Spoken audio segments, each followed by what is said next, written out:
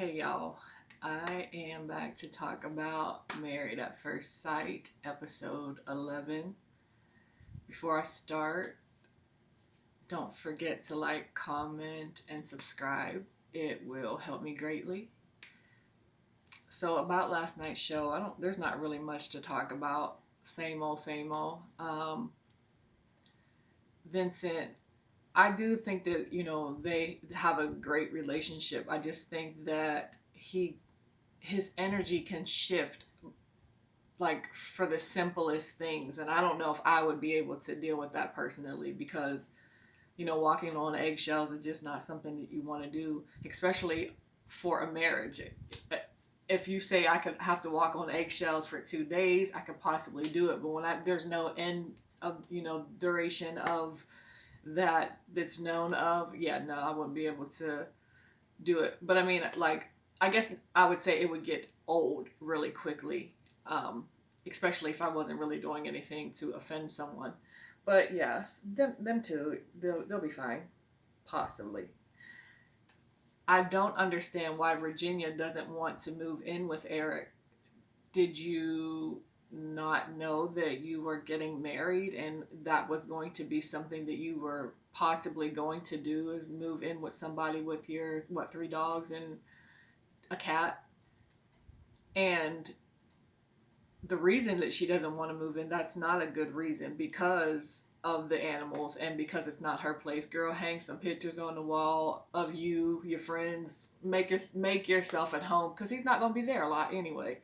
And it's not going to be any different, you two moving into a house together, if your dogs and cats shit and piss. He's not going to like it in his place or y'all place. So that's something that you need to probably take care of beforehand, or should have taken care of before you even went on the show, to bring your animals that may not behave so well, if that's really the real issue. um,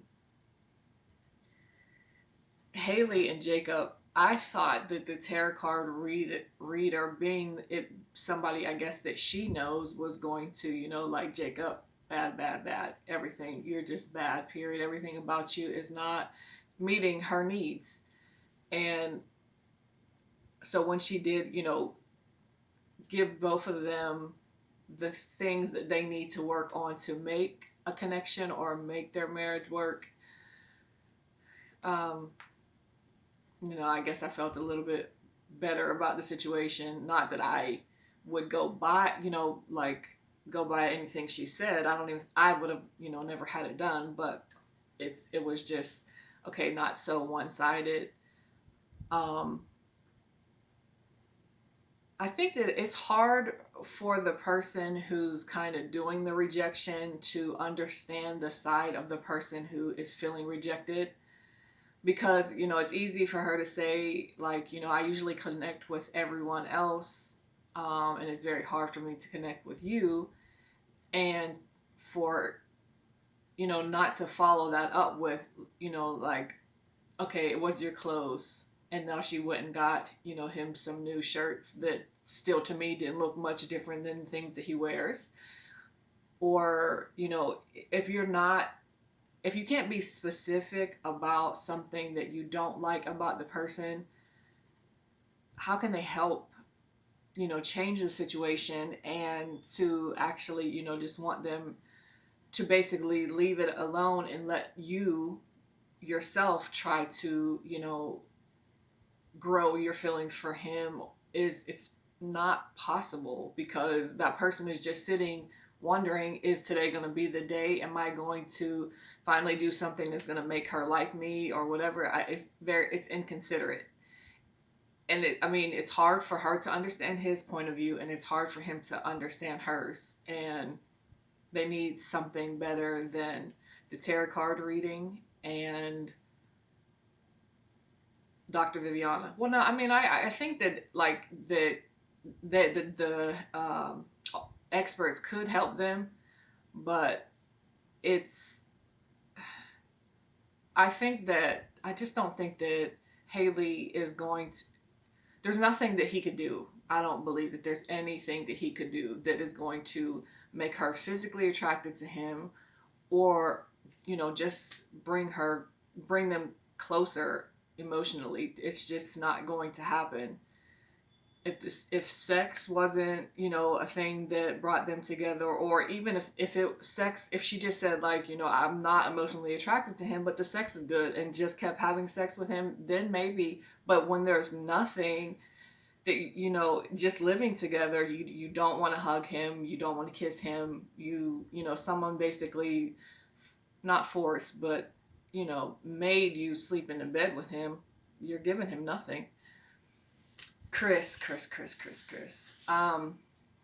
So, at the end of the pool game, he's saying he's attracted to her, but of course, he could not leave out the fact that she has a great body. We all see it. And then they sit down in their conversation, and they can have conversations. It's just always going to end bad. And he makes the comment, I tried to call you a few times and you didn't answer the phone. It's like, you're ignoring me. And, she's just like, okay, I was busy. You could have texted me. And he said, I'm not the texting type of person. I am the phone call type of person. But last week you said you're not the phone call type of person when she wanted you to just commit to calling her every day. You weren't the phone call type person last week. You were the in-person type of person last week, and now you're the phone call guy. And there is not anything that you can say to make us feel a certain type of way about Paige. If you say she puts on for the camera, she's this way off camera and another way on camera, none of us are going to feel sorry for you, because actually you deserve everything that she gets. And I think she's too nice to you. And I hate the fact that she keeps letting him in to hurt her, because it's every time they're together, it's always a gut punch. And I always want to say I feel bad for her, but then I stop myself, because it's not like, sometimes that when we get into a relationship and bad things start to happen, we think of, oh, well, he's not always bad. There was these good times, so we let those good times, keep us there. You haven't had any good times. This has been since day 2 of your marriage that he has been doing effed up shit.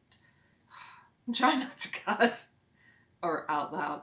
That he's been doing, effed up stuff. And he does his on camera. He does not worry about, hurting you off camera. So if you want to act, like you're, innocent, which to me so far she is on camera, and want him to kiss your whole off camera, you deserve to. He deserves it. But I always feel like she doesn't apologize, but she explains herself. And it's like, when are you going to, like, check him? Like, I did nothing wrong in this relationship or marriage. Everything that you have done to me, I have, probably against my better judgment, been able to forgive, or try to forgive and try to move on, until the next time I see you or speak to you, then it's still something else. Like,